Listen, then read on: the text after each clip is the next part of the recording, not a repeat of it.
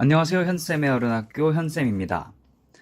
이번에는 화이트 컴플레인에 대해서 이야기해 보겠습니다.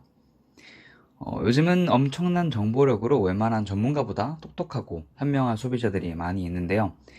그래서 그런지 기업은 자신들의 리스크 관리를 위해서 따로 블랙 컨슈머와 화이트 컨슈머를 분리하여 관리하기도 합니다.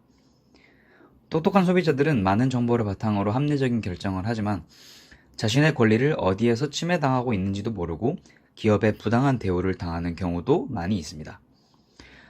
그래서 똑형은 일명 화이트 컴플레인을 통해서 자신이 피해받은 권리에 대하여 적극적으로 어필하여 구제를 받기도 하고, 또 긍정적인 애티튜드를 통해 기대했던 것보다 훨씬 더 좋은 결과를 얻어내기도 했는데요. 몇 가지 사례 소개를 통해서 핵심을 전달해 드리고자 합니다. 네, 첫 번째로 무엇보다 긍정적인 태도가 중요합니다. 진상짓과 정당한 권리 주장은 한 끗 차이입니다. 그 한 끗이 바로 이 긍정적인 애티튜드에 있다는 것이죠. 나는 해당 기업의 상품 혹은 서비스를 계속해서 이용할 의사가 있다는 인상과 함께 자신의 권리에 대한 침해에만 명확하게 초점을 두고 주장하는 겁니다. 예를 들어서 17년도에 땡땡마트에서 똑형은 카드 할인을 하는 소고기를 구매한 적이 있었습니다. 그런데 계산을 하고 영수증을 집에서 자세히 살펴보니 마트에서 광고된 할인율과 전혀 다른 금액이 할인되어 있는 것이었습니다. 이에 똑형은 차분히 관리자에게 전화를 걸어 이것은 소비자 기반 행위로 보여질 수 있으며 나뿐만 아니라 수많은 피해자가 있었을 것이다 라고 주장했습니다. 그랬더니 그 마트는 손해본 만큼의 금액만 보상해 주려고 했습니다. 그래서 똑형은 자신뿐만 아니라 다른 피해자들에게도 같은 금액을 보상할 자신이 있는지와 유사 사례를 인터넷으로 찾아서 차분히 대응했습니다. 물론 사안에 따라 접근이 다르게 이루어지겠지만 관리자는 보통 현금 보상을 통한 조율을 제시하곤 합니다. 이때 똑형은 절대 먼저 금액을 이야기하지 않고 해당 기업이 제시한 금액에 맞춰서 판단한 후에 수용 여부를 결정합니다. 즉 서로가 원하는 범위를 매너 있게 협상하는 것입니다. 마지막으로 계속해서 해당 서비스를 이용하고 싶으니 다음부터는 이런 실수 절대 하지 마시라고 부탁하는 것이 굉장히 중요합니다. 즉 그 업무 담당자가 실수를 했던 의도가 있었던 간에 다시는 일어나서는 안 될 행위라는 것에 초점을 두고 젠틀하게 강하게 말하는 것입니다. 네, 두 번째로 히스토리 관리의 중요성입니다. 똑형은 카드사들이 하는 실수를 많이 발견하곤 하는데요. 특히 거부 의사를 확실하게 얘기한 마케팅 동의 여부나 카드 정지, 카드 포인트 사용 등의 비동의 상태의 진행 등입니다. 보통 음성통화 내용은 다 녹음되어 있기 때문에 위의 행위에 대해서 동의하지 않는다고 해서 강하게 이야기한 건에 대해 카드사에서 잘못 적용한 경우에는 바로 담당자가 아닌 관리자를 통해 통화를 원한다고 조금은 강하게 말씀하셔도 괜찮습니다. 보통 이러면 카드사에서는 담당자가 바로 캐시백이나 카드 포인트 같은 보상안을 이야기하는데요. 이때 보상안이 마음에 안 들면 다시 한 번 더 생각해 보시라고 말씀하시고, 아니면 제3의 기관인 금융감독원에 관련 내용 질의를 한다고 하시면 카드사는 보통 일이 커지는 것을 기피하게 되면서 더욱 적극적으로 대응할 것입니다. 이거는 뭐 대한민국 기업 현실이니까 어쩔 수 없는 것 같습니다. 네, 세 번째로 컴플레인의 적정성입니다.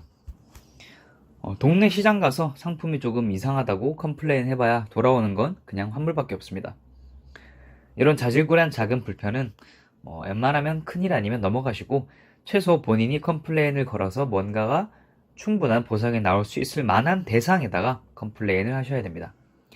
예를 들어서 똑형이 자주 이용하는 호텔이 있는데 한 번은 겨울에 난방이 꺼진 적이 있습니다. 이에 똑형은 지배인에게 자주 이용하는 호텔이 이런 불편을 끼쳐서 아쉽다. 나는 여기를 자주 이용했고 앞으로도 그러고 싶은데 어떻게 해주실 거냐 라고 했더니 지배인은 그동안 똑형이 실제로 그 호텔을 여러 번 이용한 기록을 확인해서 고객님에게 조식 뷔페 무료 제공이라는 보상안을 마련하겠습니다 라고 해서 똑형이 그런 보상안을 마련을 받을 수 있었습니다. 호텔의 핵심 서비스가 바로 그런 최상의 서비스인데 난방이 꺼진 것은 충분히 컴플레인을 걸 수 있는 상황인 거죠. 그래서 똑형은 정당한 주장을 했고 호텔은 고객의 마음을 다시 붙잡을 수 있었고 똑형은 온 가족의 행복한 조식을 확보할 수 있었으니 윈윈이라고 볼 수 있겠습니다. 이 세 가지, 긍정적인 애티튜드, 히스토리의 중요성, 컴플레인의 정정성이 잘 적용되었던 부동산 관련된 일화도 있었다고 합니다. 네, 똑형이 18년 9.13 대책 전에 조정지역에 해당하는 집을 한 채 더 구매하면서 비조정지역 집을 통해 대출을 확대해서 잔금을 치려고 했습니다. 그런데 9.13 대책으로 다주택자 비조정지역 집을 통한 대출이 소규모만 가능하게 바뀌면서 굉장한 곤란을 겪었는데요. 이에 정책 소급 불가의 논리를 통해 금융감독원의 정책의 불합리함을 제기했습니다. 긍정적인 애티튜드를 가지고 뭐라도 해보자는 식으로 시작한 것이었고, 두세 달의 오랜 숙고 기간을 통해서 금융감독원은 똑형의 논리에 손을 들어주었습니다. 이에 대출 불가를 외치던 은행도 금융감독원의 유권 해석에 대출을 진행시켜 줬습니다. 더불어서 KB 실거래 시세가 다소 늦게 반영되는 점에 대해서 담당자에게 똑형의 어려운 점을 어필해서 최대한 좋은 시세 반영을 통해 최대의 대출을 이끌어낼 수 있었던 것도 있었습니다. 대한민국은 모르면 당하는 사회입니다. 잘 모르는 것은 물어서라도 이해하시고 긍정적이고 젠틀한 태도로 부드럽게 정당한 권리를 주장하셔서 당연히 누려야 할 것들을 놓치지 않고 누리시는 똑똑한 화이트 컴플레이너가 되시기를 바랍니다. 네, 이번화도 아주 열심히 따라와 주셨는데요. 오늘 내용 중에서도 궁금한 점이나 또 어른학교가 다루어 주었으면 좋겠다는 내용이 있으신 분들은 댓글이나 어른학교 익명 채팅방에 들어와 주셔서 소통해 주시면 감사하겠습니다. 네, 주소는 이렇게 되고요. 입장 비밀번호는 첫 영상 업로드 날짜인 190328입니다. 구독하기와 좋아요 많이 눌러주시고요. 그럼 다음 영상에서 만나요.